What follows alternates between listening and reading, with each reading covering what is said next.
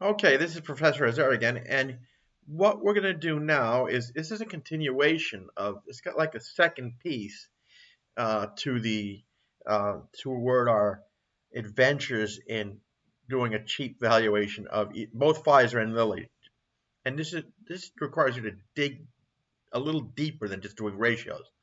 Okay, and what we're going to do now, last time I showed you about analyst estimates, and you're going to answer some questions on analyst estimates. This time I'm going to show you a concept that's called free cash flow to the firm. And this is just a very, I would call it a baby calculation. Okay, so let's go to Pfizer here. Okay, first of all, let me give you a definition of free cash flow to the firm. Free cash flow to the firm is the cash that a firm has left over. Left over, that means free. It's free to after meeting growth needs. After meeting its growth needs.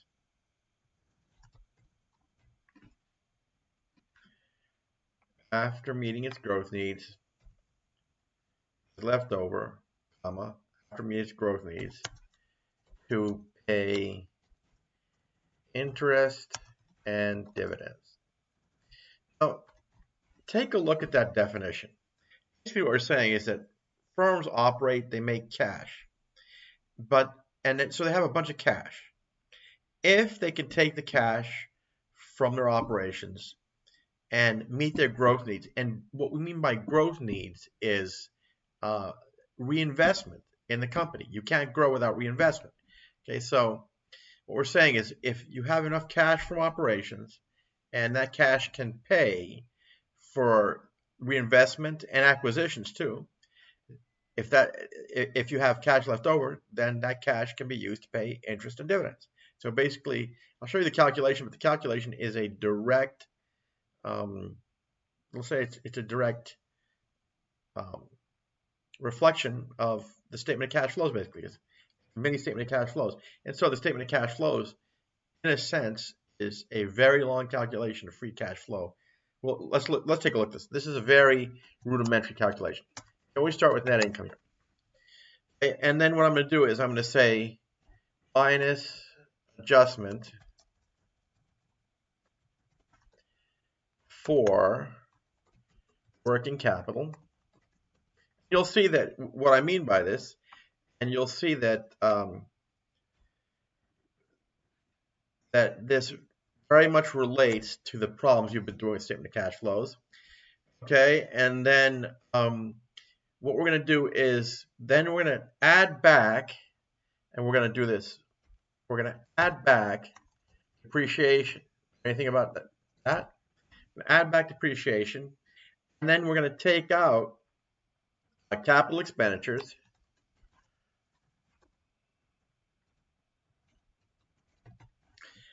and that's a minus. And capital expenditures is reinvestment. You can reinvest in new equipment, reinvestment in new buildings. You know, you got to have big assets in order to make money. Reinvestment in factory, that sort of thing.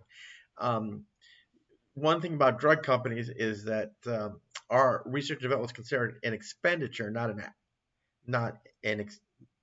it's considered an expense that you deduct on the income statement. It's not considered an asset that you buy, and that's under our U.S. accounting rules. Under international accounting rules, actually, at a certain point, research and development does become an asset, and it would be considered a capital expenditure. But now, under our rules, it's considered expense. Anyway, so you get all these numbers from the statement of cash flows.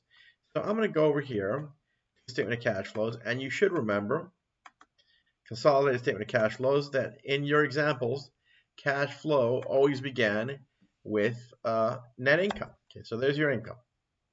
Okay, now the adjustment for working capital, and you're going to have is the adjustments when you were doing your problems on the statement of cash flows. You had that whole section where you made adjustments for current assets, current liabilities. Well, I'll show you where to find it, at least in this statement of cash flows. Let's say and I'm not going to, it's the adjustments have already been made. Okay, so you don't have to turn the sign around or anything like that. We're just going to take a sum. And let's see where we go here. So we go here to the statement of cash flows, consolidated statements of cash flows. And by the way, you'll see that here are your cash flows from operating activities. Remember the three sections. There's your operating activities. There's your investing activities right there. And here are your financing activities. And financing activities, look, dividends paid, saw that. And your financing activities are right there. So anyway, so let's see what we get here for free cash flow. And so you start with net income. Notice that they're adding back depreciation. Okay, and notice that there's a section down here which starts other changes in assets and liabilities net of acquisitions. And notice that these are all current assets and liabilities. It looks like these are all assets. So it looks like that section that where they made adjustments for decreases, increases in accounts receivable, inventories, and other assets, that section for Pfizer is right here. Those all look like current assets and liabilities. So I'm just going to go ahead and, well, I got to sum them up. I go back here and make the sum of those. So got this. So it's going to be equal to the sum of, and I'm sure that Lily will have something similar, but every financial statement is different. It'll be the sum of this, of trade accounts receivable going to other tax assets. It looked like current tax assets. So that right there. So that was negative 4031. Okay, now depreciation. Remember that when the problems you did on statement of cash flows that you always added back depreciation in the statement of cash flows. Well, they do too here.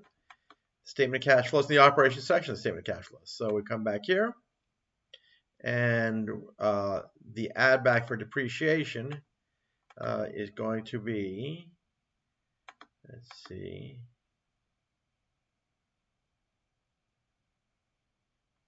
wrong sheet. So sorry. The add back for depreciation is going to be, I don't know how that came out. You look in the operations section of statement of cash flows, there's operating activities, and you'll see depreciation, amortizations added back right there. There's your depreciation.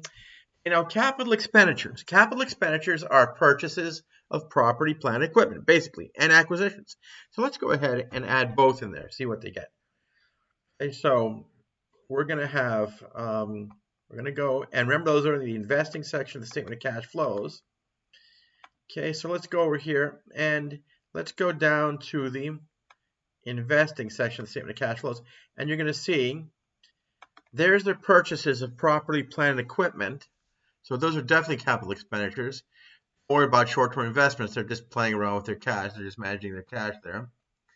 Purchase of long-term investments, that means that's acquisition of other businesses. Acquisition of other businesses.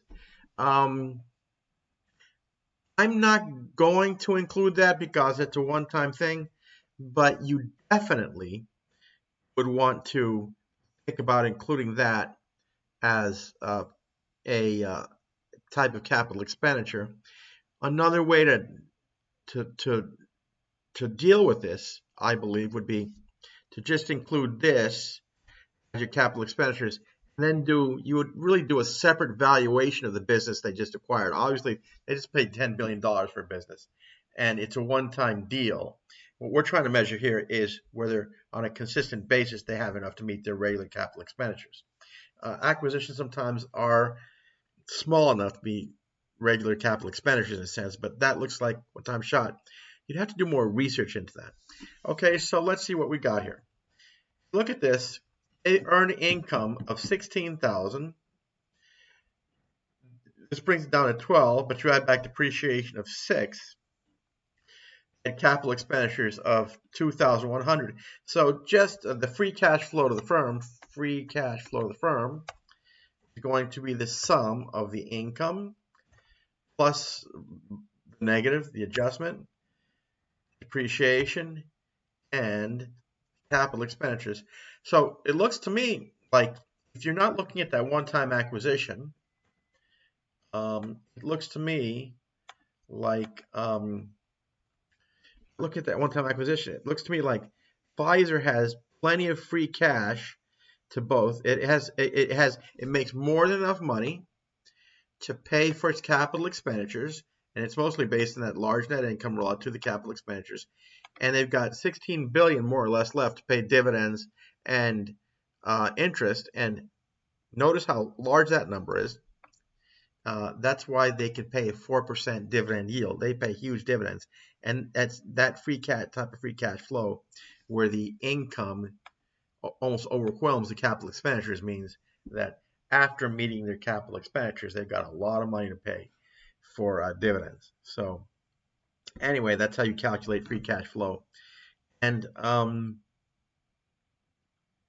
it looks like Pfizer looks pretty good here. There's one issue I'm looking at here, but I'd rather not bring it up. Anyway, so what I'm going to do is I'm going to place this video on YouTube, and I'm going to give you an assignment where you have to do basically the same things that I just did in these two videos for Pfizer. And in the sheet, I'll give you the worksheet for Lilly. So you'll compare Lilly to this, and then just come to an opinion. But you know, if you're going to take an MBA program, you must know how to read analyst estimates, and you must know how to talk about free cash flow of the firm. These are finance concepts, but they're derived from the accounting numbers.